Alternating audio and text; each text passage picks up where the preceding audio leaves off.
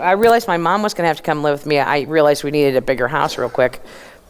And when I bought it, the last week I had to move in, I had to do it on my own because I'm the only one with an odd schedule. My other friends in my life work real life schedules. So I had moved in and I was kind of in a funk, and I always tell myself I can talk myself out of it.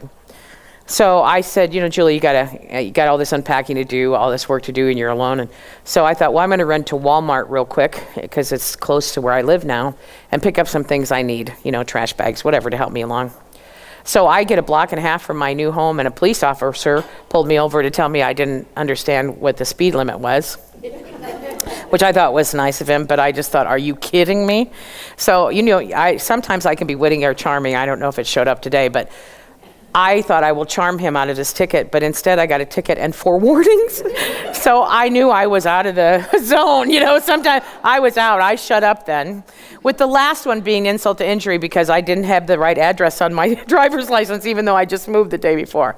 I said, I have 30 days. And he goes, I'm just giving you a warning.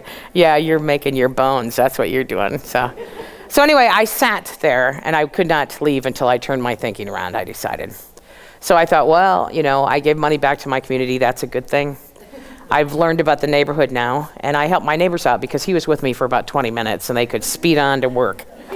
So that's how I got myself back on the road again. And I knew immediately when I got to Walmart that my whole situation had turned around. Because when I walked into Walmart, there was a big, huge display of Spalding basketballs. And there was one Wilson. I bought him. I took him home with me. I put a magic marker on his face, and he helped me unpack my house.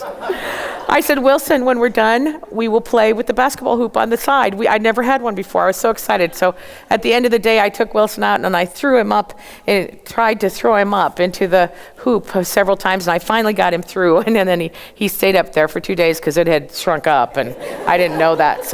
But he lives in the garage now. But anyway, all of that was just turning around and finding something to hold on to. And we can do that. We can find something to hold on to in our own brains. Did you know that our brains are connected to our heart? And so when we're stressed out, it sends a message to our heart to speed up. And then the heart sends a message back to, get more freaked out. So if we can slow things down, and you can do that by smiling. For 10 seconds, that will completely change the direction that you're going to go. 10 seconds. So let's do that. Let's just think about something that makes you happy. Close your eyes and think about something that makes you happy. 10 seconds. I'm timing you. Okay, we're going to try this again. Because evidently when you close your eyes, that makes you think you need to concentrate. This is how people are going. No, smiling. Let's get a smile on those faces. 10 seconds. Big smile. You can change your thinking in that 10 seconds. If we were in an argument, if Minnie and I were arguing, and all of a sudden I said, you look beautiful today, her whole brain would go, huh? And change directions. It's that easy. We have that control over it. So through communication and humor, we can redirect and take ownership of our lives and make sure that everything's wonderful.